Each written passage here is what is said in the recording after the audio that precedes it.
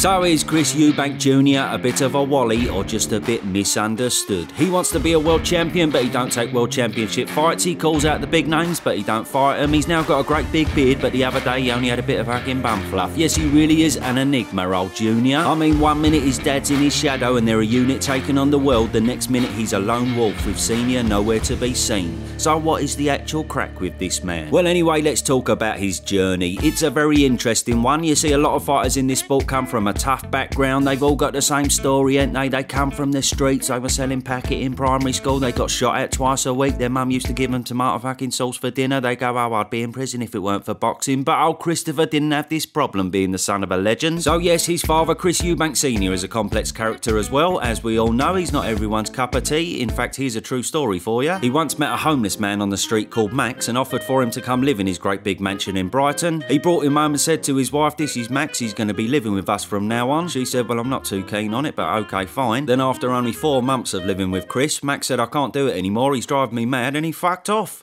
He went back to living on the streets. Bloody hell, you can't write it, can you? Anyway, so Senior actually banned Junior from the boxing gym back in his teenage years. He weren't even allowing Junior to get a taste for the sport. However, young Chris always had the urge, and away from home, he already had the mentality for fighting.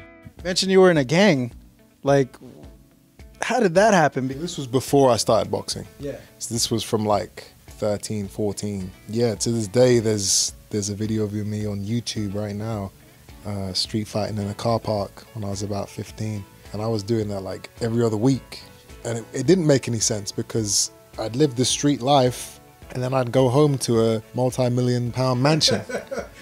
And then the next day I'd put on my tie and my suit and I'd go to private school. So yes, he was mixed up in the wrong crowds, having a few ruckus in the ends, as the man them say, and he was privy to a little brawl at school as well. I mean, no surprise he had grief as a schoolboy. Imagine him getting dropped off in a great big lorry by a bloke wearing a fucking monocle. Kids must have gone, who's this fucking knobhead? Now things got a little bit strange towards the back end of Junior's teenage years. His dad unfortunately went bankrupt and he got divorced. Simultaneously, he met a random woman in Paris who he struck up a friendship with. Then not long after, he asked her to be guardian to Chris and his brother. She signed all the papers and that was that. Junior was off to Viva Las Vegas. There was a silver lining, however.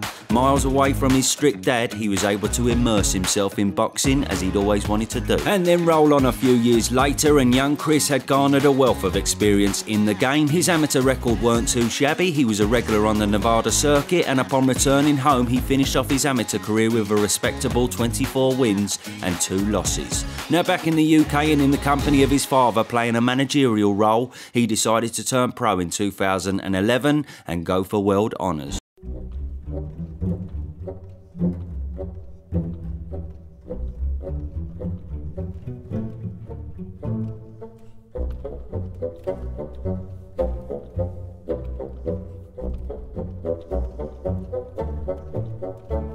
So making his debut on Channel 5 under Mick Hennessy, the Eubank name was back and it began where it left off. Ronnie Davis, who used to be a firm fixture in Senior's corner, was all on board, and the jump over the ropes brought back a load of cracking memories. Now his first fight was against a fella called Plonko or something. He double-duffed him up and yes, it was off to the races. A variety of knockouts and points win followed. He was looking half decent. He was certainly pulling in the eyeballs, but he never quite seemed to be able to break away from his father's shadow.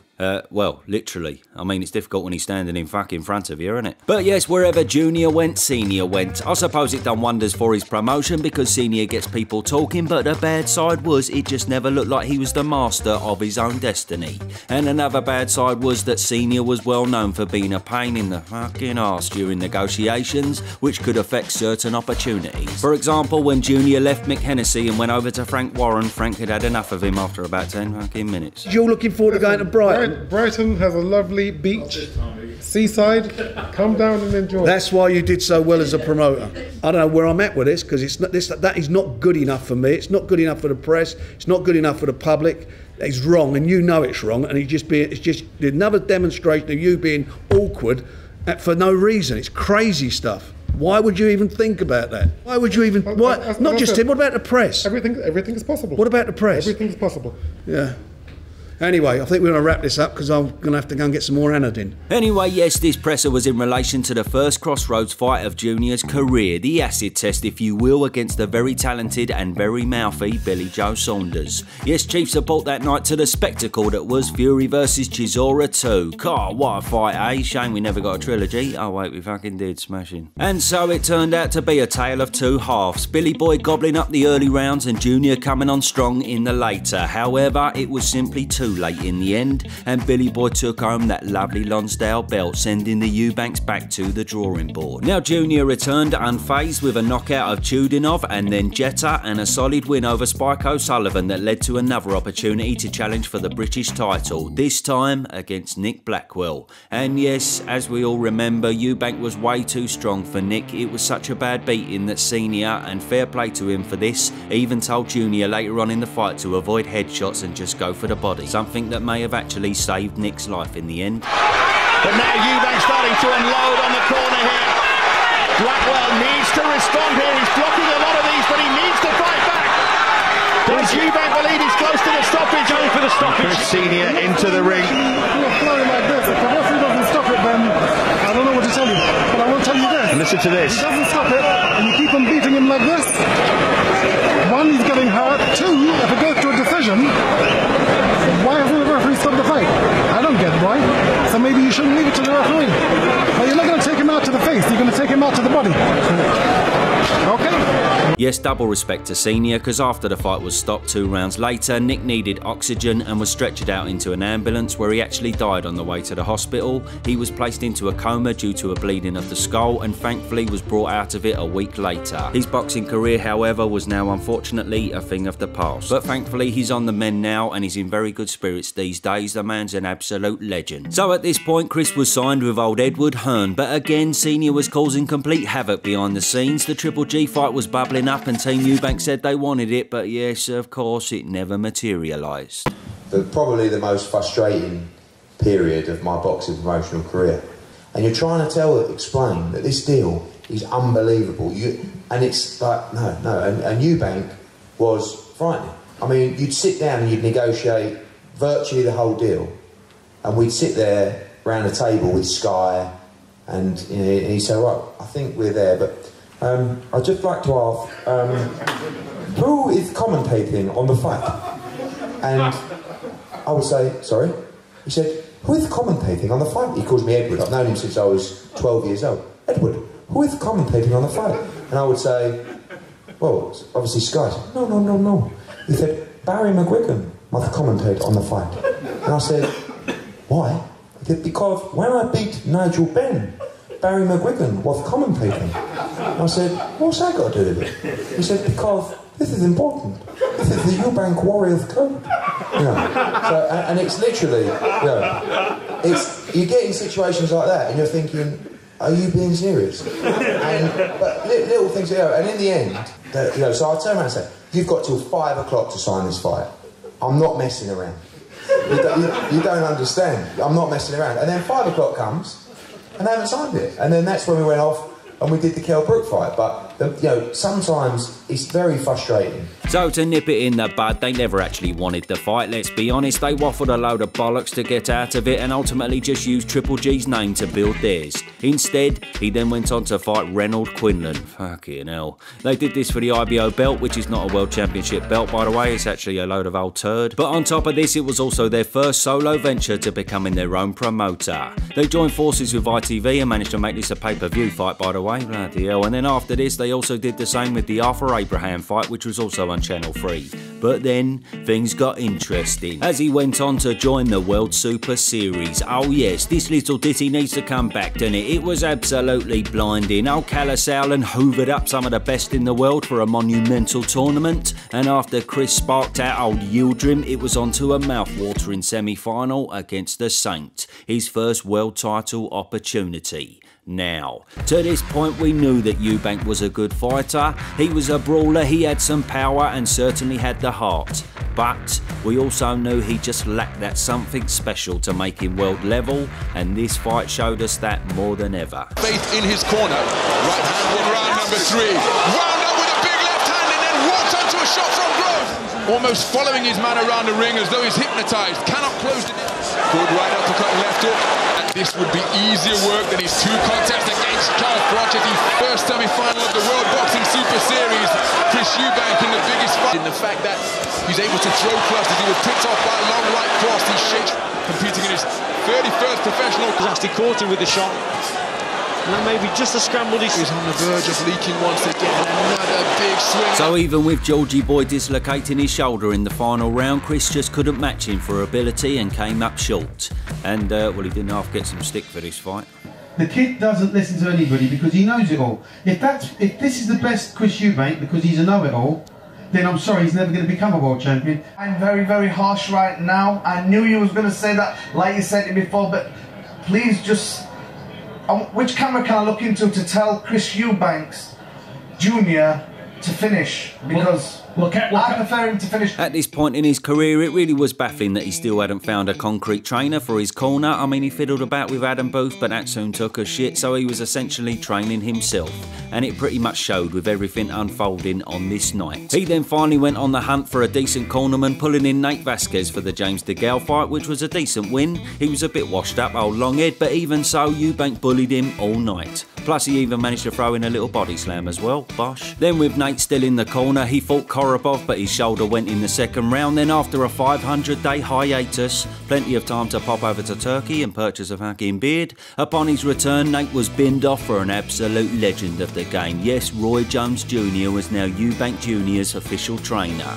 And bloody hell, you wouldn't half know it, Chris looked like a fucking tribute act. He got in rounds against Marcus Morrison, beat a bloke called Wank, or Wannick, then he put down Liam Williams multiple times to take home the win there too, but yeah, I don't know, this style just didn't seem to suit him really. I mean, Roy Jones was completely unique and unrepeatable, it never quite felt right that period, but anyway, just as things were starting to look up, sadly his brother Seb passed away from a heart attack in Dubai. Around this time as well, Senior had looked to have taken a backward step for the first time, letting Junior go it alone. However, Senior's influence and legacy would go on to play a huge part in Chris's next fight against Eggs Benedict. And what a calamity that turned out to be, blimey. So even though he was boiled down to an outrageous 157 pounds and was starting to look like Mo Farah on a fucking diet, even though Conor failed not 1 but 2 drug tests in the lead up to the most anticipated fight of the year, Chris, to his credit, was still happy for the fight to go ahead. But as we know and will never forget, that never quite happened. We wanted to come here today and formally announce that Chris Eubank Jr. against Conor Benn has been officially postponed. Yeah, so anyway, January 2023 and Chris moved on to the next best thing. A spicy grudge match against old beefy Liam Smith. Oh yes, and you thought the Benn build-up was interesting, well this one got double tasty. We're not here to talk about your brother, we're here to talk about the roasting you're about to receive. Shall we talk about your hairline? What are you trying to give me stick? I'm grey, I'm very happy I'm grey, I went grey quite early. Shall we talk about your hair or your beard? What do you want to talk on? It's a bit fruity, isn't it? Talking publicly about another man's beard and... You tried to say I look 50, mate. I'm happy with the way I look. What have you had done to your hair? You know... Your barber tattooed your hair? I don't know. If you your barber tattoo your hair? If you want to get personal with it, if you want to get dark and personal with it, you know, talking about being gay and do I like girls, you know, I've been told by multiple sources that you cheat on your wife on the occasion, every occasion, you know, so... Chris, you've got a tattoo there, man. Let's just relax. Did you beat the transplant? I'd rather be gay than a cheat. How about that? You haven't got a missus to cheat on? Exactly. Yes, so it got a bit dark this one. It went a bit OTT, but I can't lie, we fucking love to see it, don't we? And the fight delivered on the promise of the build-up. Now Roy was in the corner and the tribute act was out in full effect again. To be fair though, Chris's jab was the best we'd ever seen it, but I don't know, he just didn't seem to have that viciousness in him that he used to have. It felt like this style had taken that away, and for the first time, he found himself on the canvas. Let's go with the left hand. Eubank punches a left hander. Down he goes in the blue corner, and he is in huge trouble here. Eubank, he is all over the place, and this could be over. Victor Loughlin sits into one forward, and Liam Smith, he's on the brink. 2 minutes remaining, and down goes Eubank again. And the tail, I think, is about to come in from Roy Jones, and the referee has stopped it. So yes, let's not beat about the bush, there was a cheeky elbow in there, but ultimately a peach of an uppercut got through as well, which done the majority of the damage. Fair play, old Junior got up and was ready to go again. He certainly got some huge bollocks, this man, but the referee was quick to call it. He was absolutely distraught afterwards, but in true fighter style, he vowed revenge. And the referee decided that it was enough. I felt like I could go on. I felt like I was aware of what was happening. But it's the referee's decision. I have to respect it. I felt like I was dominating the fight before that happened. So I think we've got an exciting opportunity to, at some point in the future, have that rematch. And in no time at all, the rematch was well and truly on. Liam clearly enjoyed his time off after the first fight and ate everything in the fucking fridge. He's only got himself to blame for that one. And in another brash move, Eubank binned off Roy Jones Jr. for Crawford's right-hand man, Big Bomac. It would turn out to be a very good move. He looks for that uppercut, and he's finding some decent shots at the start of the round. Just committed to that, got his feet close, and now he's just set about Liam Smith. Oh, good shot. Cut from Eubank, pulls Smith down, a rueful smile on his face. The gun shield has come out on the run here, Liam Smith. He's in trouble. Eubank again just finding a home for that right hand. Smith backed up to the ropes. He cannot get out of the way at the minute, and Eubank sets those feet wide. He needs to, he just looks to tee off. Trying to chop down with that right, and that left. Smith just firing back off the ropes, and down he goes. The glove touches down.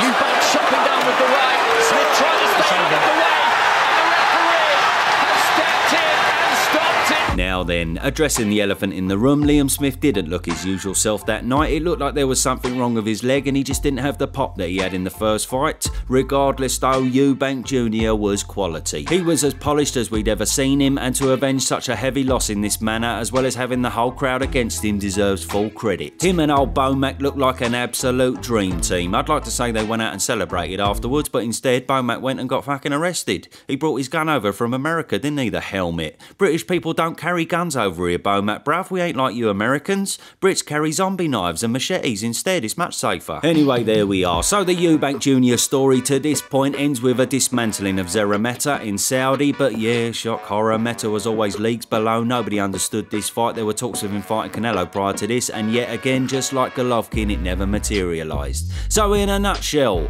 he really is a complex character, old Junior. He's been labelled a charlatan, he's had a lot of easy touches, and let's be honest, he's avoided a few people along the way as well. He bangs on about wanting world titles, but he's very rarely actively seeking out them opportunities, so it's all a bit confusing. But fair's fair, he really is a pucker fighter. He's got a great chin, massive balls, the heart of a lion, and he's just double exciting in and out the ring. Who knows what direction his career would have taken had he got the Conor Benn fight, and who knows what happens if the fight does finally get made. Either way, aside from this, fight time's time, innit? I'm not saying he wins, but we need to see him up against the likes of Canelo, the likes of Hamza Shiraz, Yanibek, Adames, because still to this day, he's got a massive, massive point to prove. Let me know your Eubank Jr. thoughts below, and au revoir for now.